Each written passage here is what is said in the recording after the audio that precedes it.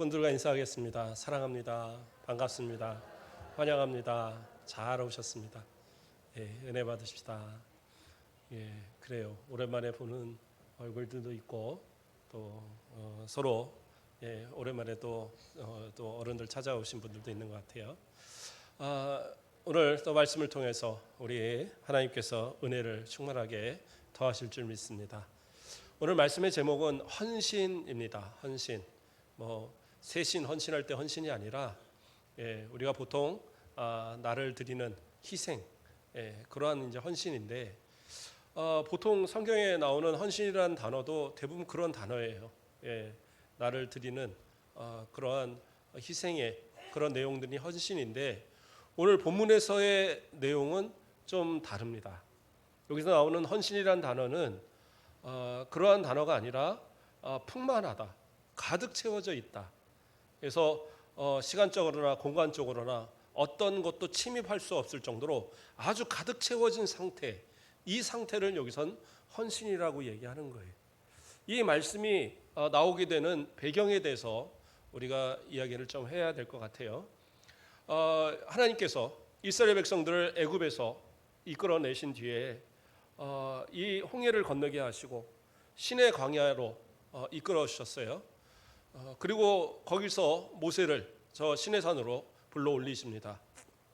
거기서 이 백성들을 다스릴 이끌어갈 율법과 그리고 계명을 주시겠다라고 돌판에 새겨 줄 테니까 그걸 받으러 올라오라, 그렇게 이제 말씀하신 거예요. 그 과정에서 여러 가지가 있긴 하지만 어쨌든 이제 모세 혼자 올라갑니다. 올라가는데 얼마 만에 오겠다 이러한 약속은 없었어요. 하나님께서 오라 하셨고 그리고 올라갔더니 얼마를 있었어요? 40일을 있었습니다.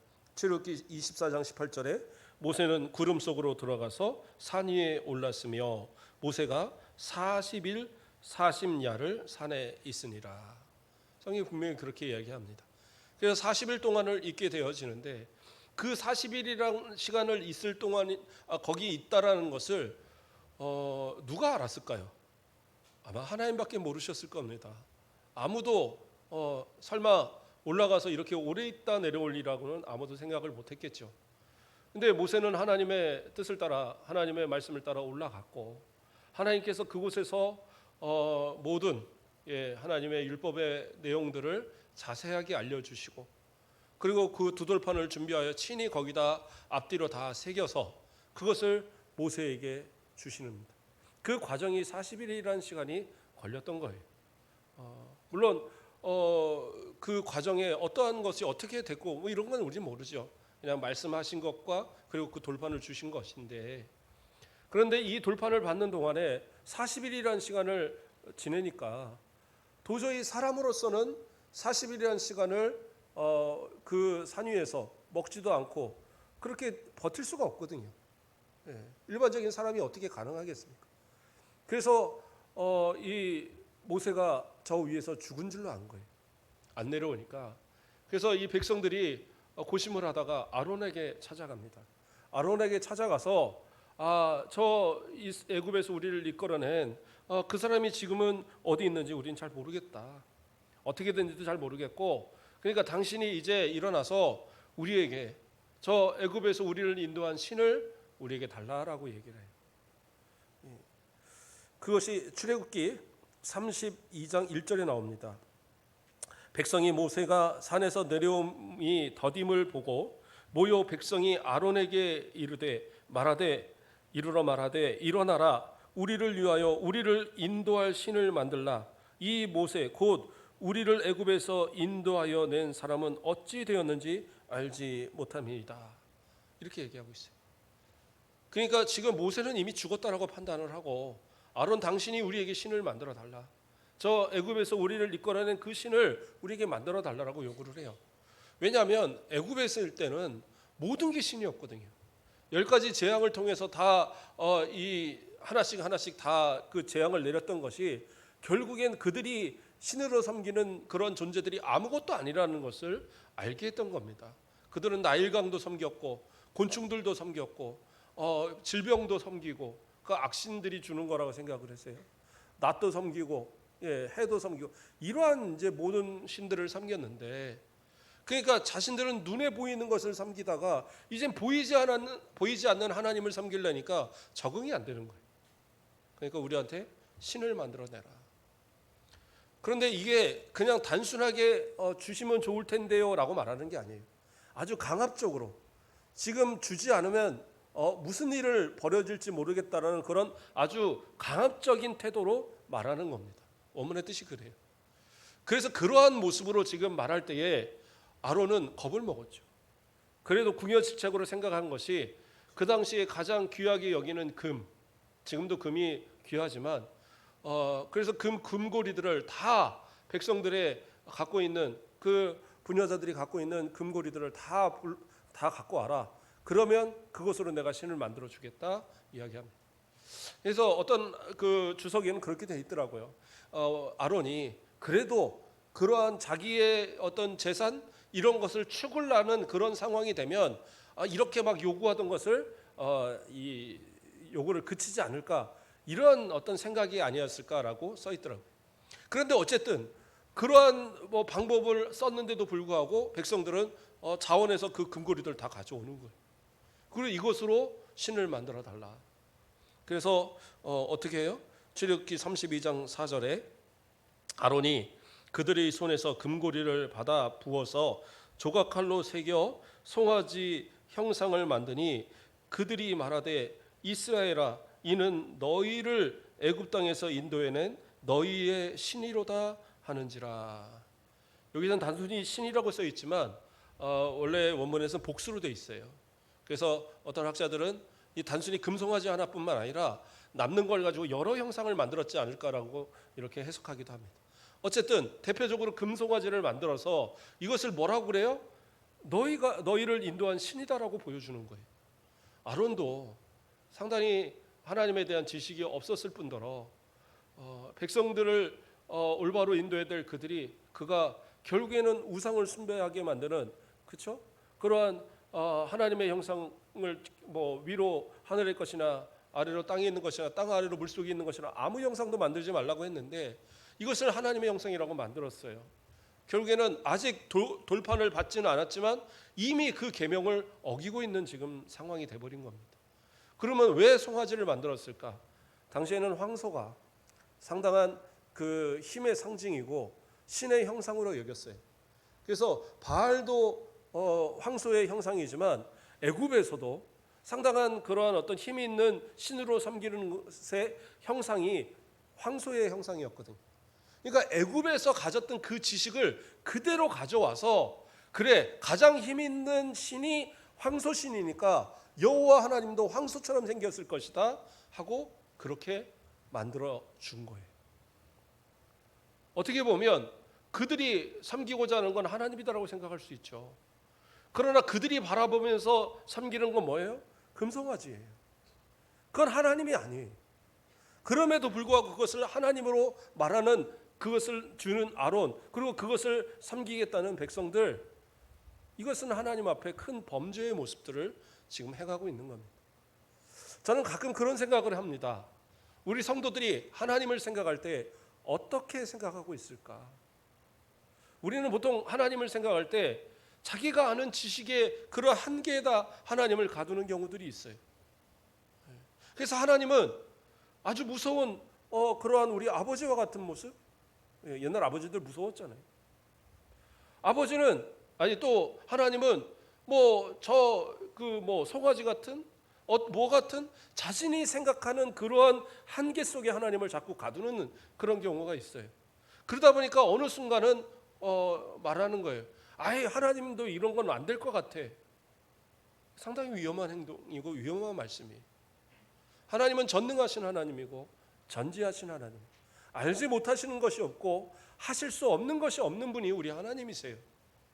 그러나 우리의 생각과 하나님의 생각이 다르기 때문에 하나님께서는 우리에게 복이 되는 길을 허락하시기 위해서 때로는 우리가 원하는 것과 다른 것으로 인도하시긴 하실지 몰라도, 그러나 하나님은 전능하신 하나님으로서 우리가 우리의 생각 가운데 가둘 수 있는 그런 존재가 아니다라는 거예요. 그러면 우리는 어떻게 보면 형상을 만들지 않음에도 불구하고 하나님을 그러한 피조물의 어떤 형상에 빗대어서 하나님을 그저 아주 나약한 하나님으로 만들어버리는 이러한 모습은 아닌가, 우리 스스로 돌아봐야 돼요. 이 당시 금송아지를 만들어낸 이 아론과 이 백성들의 모습과 별다르게 없을 수 있어요. 하나님을 믿으려면요, 전적으로 믿으셔야 돼요. 하나님은 전능하신 하나님인 것을 믿어야 되고, 나를 구원하시는 하나님, 우리 하나님밖에 없다는 사실을 믿어야 돼요. 자신의 아들 독생자 예수 그리스도를 이 땅에 보내셨고, 그 아들을 그 피로 인해서 우리를 구원하시는 이 놀라운 은혜와 사랑을 베푸시는 그 하나님은 우리 하나님 한 분밖에 없어요. 세상의 신이라고 불리는 어떤 것도 하나님이 될 수 없어요. 그것은 그냥 사람이 만들어 놓은 이 금송아지와 같은 것뿐이에요. 아무런 힘도 없고 아무런 가치도 없는 무가치한 존재들이에요. 그런데 하나님을 그러한 식의 하나님으로 생각해서는 안 된단 말이에요. 자, 다시 말씀으로 돌아갑니다. 그래서 아론은 그렇게 만들어졌어요. 그것으로 끝나지 않았습니다. 그 다음에 뭐라고 얘기를 하느냐? 출애굽기 32장 5절에 아론이 보고 그 앞에 제단을 쌓고 이에 아론이 공포하여 이르되 내일은 여호와의 절일이니라. 여호와의 절기를 선포했어요.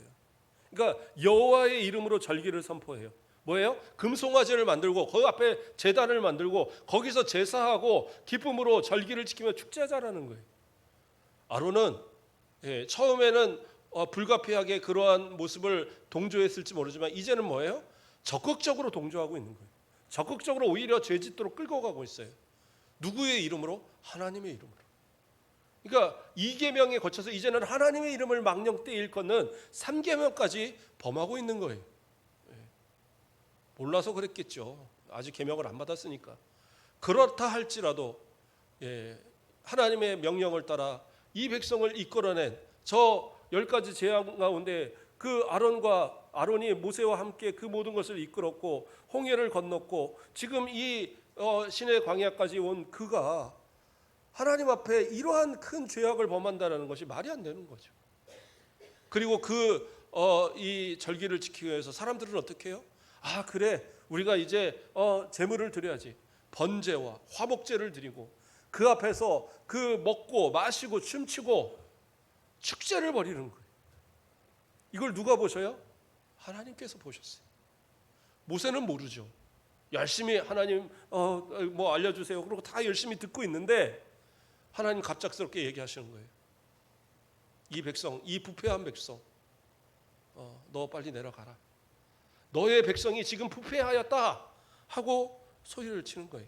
출애굽기 32장 7절에서 여호와께서 모세에게 이르시되 너는 내려가라. 내가 애굽 땅에서 인도하여 낸 내 백성이 부패하였다. 여기서 뭐라고 그러냐면 하나님의 백성, 내 백성이라고 하지 않으셨어요. 모세 너의 백성이라고 얘기를 하십니다.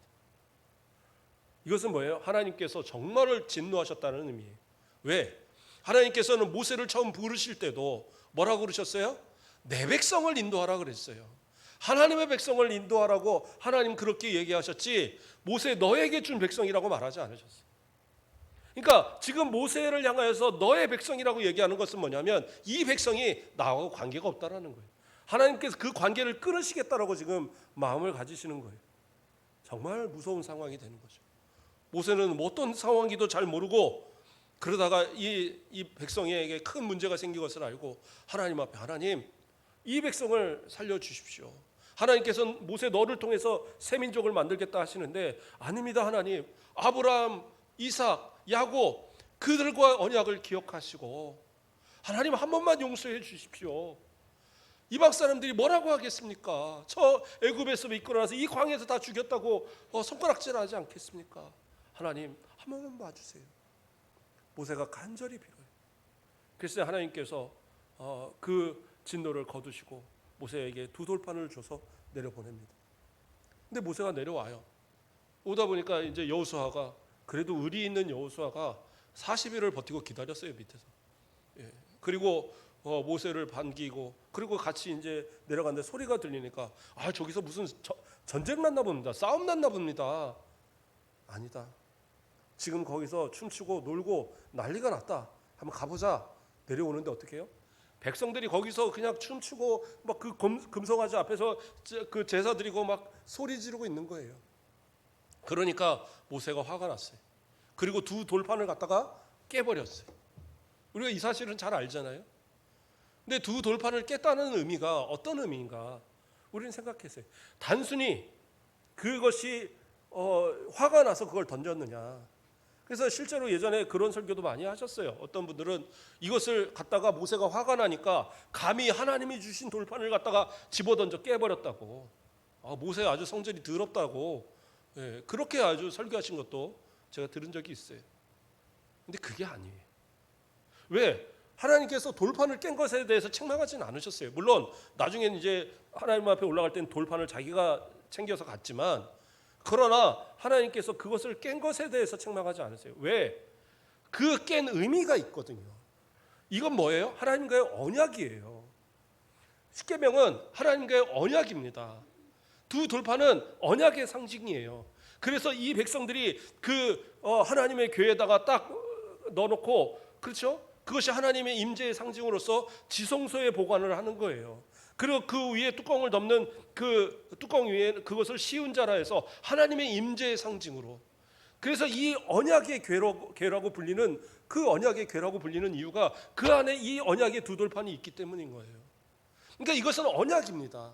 이 언약을 깰 경우에는 어떻게 되느냐? 이 백성은 죽어야 돼요. 이 백성은 하나님께서 말씀하신 모든 저주를 다 받아서 다 멸망시켜야 되는 거예요. 아니, 이제 겨우 이 돌판 갖고 내려오는데, 이 돌판을 갖다가 공포하는 순간 저들은 다 죽어야 되는데, 모세는 어떻게 해요? 하나님 앞에 정말 책망받을 그 목숨을 내놓고 돌판을 깨버린 거예요. 그러므로써 이 언약이 파기되어서 이 백성이 살 길을 열어준 거예요.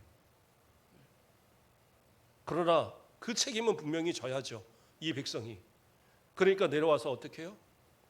그 아론을 책망하고, 아론이 참 비겁한 사람입니다. 뭐라고 그러냐면, 금붙이 갖고 오라고 그래서 갖다가 저 불덩이에다 갖다 집어던졌더니 금송아지가 만들어놔서 지가 알아서 나왔다는 거예요. 말도 안 되는 핑계를 대면서 모세가 어떻게 합니까? 백성들에게 그 금송아지를 갖다 태워서 완전히 가루를 내어서, 그래갖고 그것을 물에다 타갖고 다 먹입니다. 그리고 어떻게 해요? 하나님의 편에 설자 오라 라고 선포를 합니다. 하나님의 편에 설자 오라. 그래서 누구든지 여호와의 편에 있는 자는 다 내게로 나오라 라고 외쳤어요. 이게 무슨 의미일까? 두 가지 의미에서 생각을 해야 합니다. 하나는 하나님 앞에 회개하는 자, 이 모든 죄악을 회개하고 하나님 앞에 다시 하나님의 백성으로 서고 싶은 사람들은 다 나와라 라는 의미, 회개를 촉구하는 거죠. 백성들이 머뭇머뭇합니다. 자신들도 벼룩도 낯짝이 있다고 어떻게 모세가 하나님의 그 자신들을 대신해서 하나님 앞에 그 계명을 받기 위해서 올라간 모세를 배신하고 하나님을 배신하고 거기서 금송아지를 가지고 이러한 큰 죄악을 범합니까? 그러니까 낯짝이 뜨거워서 감히 나올 자가 없어요. 그러나 이 의미에는 또 다른 의미가 있어요. 뭐냐? 하나님께서 주시는 그 명령을 수행할 자가 누구냐를 찾고 있는 거예요. 하나님의 편에 서서 하나님의 명령을 수행할 자. 그랬을 때 어떻게 하느냐? 레위 사람들이 나와요. 그러니까 어떻게 보면 레위 사람들은 그럼 죄 안 졌냐? 아니요. 대표적인 우리 아론이 죄를 졌잖아요. 금송아지 갖다가 만들어서 줬잖아요. 예. 그리고 그 레위인들이랑 가만히 있었겠어요? 똑같이 거기서 금송아지 섬기고 똑같이 제사하고 그랬던 거예요. 그런데 하나님의 편에 설 자, 여호와의 편에 설 자가 나오라고 하니까 레위인들이 나갔어요. 그들이 하나님 앞에 회개하고 하나님 앞에 이제는 오직 하나님의 뜻대로 살겠습니다라는 그러한 마음을 가지고 지금 나아간 거예요. 그랬을 때 모세가 하나님의 주시는 계시로 명령합니다. 칼을 차고 나아가서 저 문에서 저 문까지, 그러니까 저 진 끝에서 끈까지 오가면서 닥친 대로 사람을 죽이라는 거예요. 그런데 몇 명을 죽였어요? 3,000명을 죽입니다. 3,000명. 3,000명 되게 많은데요. 그런데 이제 여기서 우리가 잘 생각해 볼 것이 이스라엘 백성들이 장정만 60만이 넘습니다. 그럼 레위인들은 몇 명이나 될까요? 민수기 1장에서는 계수를 이 민족을 계수하는데 이 시내 광야에서 떠날 때 계수를 하는데 이 레위인들을 계수를 안 했어요. 왜냐하면 바로 이때부터 하나님께 구별된 자들이라서 이들은 하나님 앞에 이제 그 전투 요원으로 나가서 싸우는 요원이 아니에요. 그래서 그들을 뺍니다. 그래서 몇 명인지 몰라요. 그런데 그들이 1차 가데스 바냐에서 가나안을 들어가기를 거부했고 나중에 이제 돌아서 40년 뒤에 모압 땅에서 있을 때에 그때 이제 한 번 더 계수를 합니다. 그런데 그때는 레위인들을 계수했어요. 그때 태어난 지 한 달 이상 되는 아이들로부터 해서 남자들만 레위인들을 다 계수했는데 2만 3천 명이었어요. 그러면 이 숫자는 사실 별 차이가 없었을 거예요. 왜냐하면 총수가 별 차이가 없었거든요. 40년을 지내놓고. 왜 그러냐면 1차 가데스 바네아에서 들어가길 거부했던 20세 이상의 모든 사람들이 다 광야에서 죽었었잖아요. 죽었기 때문에 그 새로 만들어진 이 인원과 그 애굽에서 나올 때 20세 이하의 그 사람들이 뭉쳐서 만들어진 이 인원이기 때문에 그 인원이 그리 많지 않았다는 말이에요. 네. 그래서 그 원래 인원 정도, 그보다 좀 모자른 정도, 그 정도로 채워졌거든요. 그러니까 레위인들도 마찬가지로 이 모세가 명령해서 칼을 들고 나가서 죽이려 할 때에 한 2만 명은 넘었을 거라고 추정을 합니다. 그렇게 본다면 2만 명이 가서 3천 명을 죽인 게 뭐 그렇게 많은 게 아니잖아요. 그래서 학자들은 뭐라고 생각하냐면 끝까지 회개하기를 거부한 사람들. 아니 이게 무슨 죄야? 내가 뭐 다른 거 섬겼어? 하나님 섬겼잖아. 금송아지 만들어놨다고 하지만 나는 하나님 섬긴 거지 금송아지 섬긴 게 아니야. 모세 네가 뭔데 우리를 이러라고 저러라고 해? 40일이나 있다 와갖고 이제 우리한테 무슨 잔소리를 해? 이러면서 따지고 덤비고 그 말에 순종치 않는 그런 사람들, 백성을 죄악으로 이끄는 주동하는 이 3천 명의 사람들을 찾아서 그들을 제거한 거예요. 아무리 죄가 많은 사람들이라 할지라도 레위인들도 바로 어제까지 서로 얼굴을 보던 사람들이란 말이에요. 어떻게 보면 바로 옆 장막에 있는 사람일 수도 있고 아니면 같은 친척 가운데 있는 사람일 수도 있어요.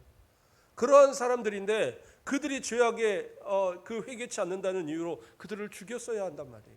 그런데 어떻게 해요? 레위인들은 그걸 순종해요. 왜 순종합니까? 이게 하나님의 명령이고 자신들도 죄를 범했고 죽어 마땅한 죄인들이지만 그러나 하나님께서 뭐예요? 이제까지의 모습이 아닌 이제는 하나님의 편의 선자로서 새롭게 서기를 하나님이 원하시고 그렇게 사명을 맡기셨으니까 순종해서 가서 그 일을 수행한 거예요.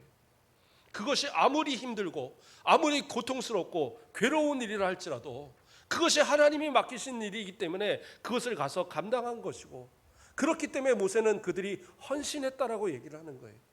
그래서 이 헌신의 의미는 뭐냐? 그들이 레위인들이 하나님으로 가득 차 있어서 하나님을 향한 믿음으로 가득 차 있어서 더 이상 다른 생각, 다른 어떤 불순종과 불만과 그런 원망의 마음들이 아무것도 들어가지 않도록 완전히 가득 찬 믿음의 상태, 그 상태가 되어서 이것을 순종했다라는 거예요. 거룩하게 구별되어진 자들, 하나님의 사람들로서 이제는 과거의 모습은 더 이상 그들의 모습이 아닌 거예요. 똑같이 죄졌어요. 똑같이 잘못했어요. 그러나 그 모습이 이제는 자신의 모습이 아닌 거예요. 하나님의 편에 서서 하나님의 뜻을 수행하는 그들, 하나님은 결국엔 그들을 복을 주셔서 그들을 전투요원이 아니라 아까 말한 대로 뭐예요? 하나님의 성막을 책임지고 하나님의 가장 가까이서 하나님을 찬양하고 하나님께 제사하고 하나님 앞에 모든 것을 헌신하는 그러한 이 지파로 아예 구분을 해버리시는 그러한 은혜를 주셨단 말이에요. 저와 여러분도 마찬가지입니다. 이 땅을 살아가면서 우리는 어떠한 사람들입니까? 죄로 죽을 수밖에 없는 죄인들이었는데 하나님이 우리를 불러내셨어요. 그냥 이 시간 내가 오늘 오고 싶어서 왔는데 아니요. 하나님이 불러내신 거예요. 그 마음과 생각을 바꾸셔서 하나님의 편에 설 자 누구냐 부르시며 이 자리에 오게 하신 거예요. 그러면 어떻게 해야 되겠어요? 이 시간 하나님 앞에 순종하시길 바랍니다. 하나님께 정말로 내 마음을 내놓고 정말 예수 그리스도로 하나님으로서 내 마음이 가득 충만하게 채워질 수 있도록 그렇게 신앙의 모습을 가져보시라는 얘기예요. 우리 입술에서 불평과 불만을 제거하고 감사와 평강이 넘치고 이제는 하나님의 뜻이라고 한다면 이것이 내게 있어서 힘들어도 순종할 수 있는 그러한 믿음들. 예. 그때 무슨 우리 그 목사님 오셔갖고 헌신제배할 때 지갑은 열려야 되고 이런 그거 제가 그런 얘기하는 거 아니에요. 예. 헌신이 무슨 돈만 갖고 헌신합니까? 아니에요. 여러분들의 어떠한 모습이라도 하나님이 원하시면 이 예배 자리로 나온 것도 헌신이고 이 예배를 자리를 지키기 위해서 정말 몸부림치면서 그 시간을 쪼개고 또 그 모든 것을 내려놓고 올 수 있다는 것 이것도 대단한 거예요.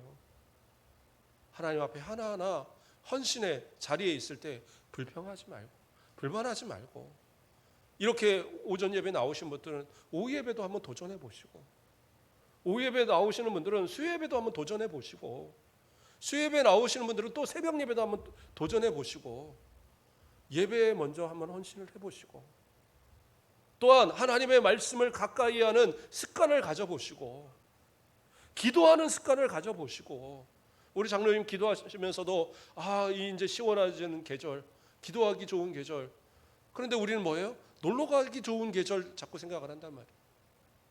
내 안에 예수 그리스도로 가득 차서 감히 세상이 나에게 엄습하지 못하도록 마귀가 우는 사 같이 덤벼도 감히 이빨 하나 갖다 건들지 못하는 그러한 아주 예수로만 가득 찬 그러한 하나님으로만 가득 찬 그러한 신앙의 상태 이러한 모습이 되어야지 하나님이 쓰실 만한 그러한 믿음의 모습이 되는 거예요. 이것이 헌신입니다. 단순히 그냥 말로만 내게 있는 모든 것을 그게 헌신이 아니에요. 오직 예수로만 가득 찬 오직 하나님으로만 가득 찬 믿음으로만 가득 찬 세상의 그 어떤 것도 나를 기쁘게 할 수 없고 나를 즐겁게 할 수 없고 나를 만족해 할 수 없지만 나는 예수로만 만족하나 나는 여호와로만 만족하고 나는 오직 주를 믿는 믿음으로만 사는 것으로 만족하겠나라는 그러한 우리의 각오가 결국엔 헌신이다란 말이에요. 이런 마음 가지시고 오늘도 믿음의 각오 가지시고 저 세상을 담대하게 감히 세상이 감당하지 못할 자들로 세상을 정복하고 다스려가고 변화시키는 오직 예수 그리스도의 사람들 저와 여러분 되시길 주님의 이름으로 축복드립니다. 기도하겠습니다. 사랑의 하나님 감사를 드립니다. 우리를 사랑하여 주시고 오늘도 하나님의 주신 은혜로 헌신의 자리로 나아올 수 있도록 인도하심을 감사를 드립니다. 내 안에 그동안 가득 채워 있던 죄의 마음들 또 세상의 것들 물질과 또 머는 권세와 또 나의 아집과 고집과 자존심과 모든 것들을 이제는 내려놓게 하시고 예수 그리스도가 나의 중심에 좌정하시고 나의 전부가 되게 하시고 하나님이 나의 모든 것에 가득하여 세상이 감히 건들 수 못하도록 악한 자가 감히 건들지 못하도록 마귀가 결코 틈타지 못하도록 지켜주시는 우리들이 되어지도록 인도하여 주시옵소서. 이제로 주님이 원하신다고 한다면 무엇이라도 순종하고 헌신할 수 있는 복된 성도들 되도록 축복하여 주시옵소서. 감사합니다. 예수 그리스도의 이름으로 기도드립니다. 아멘.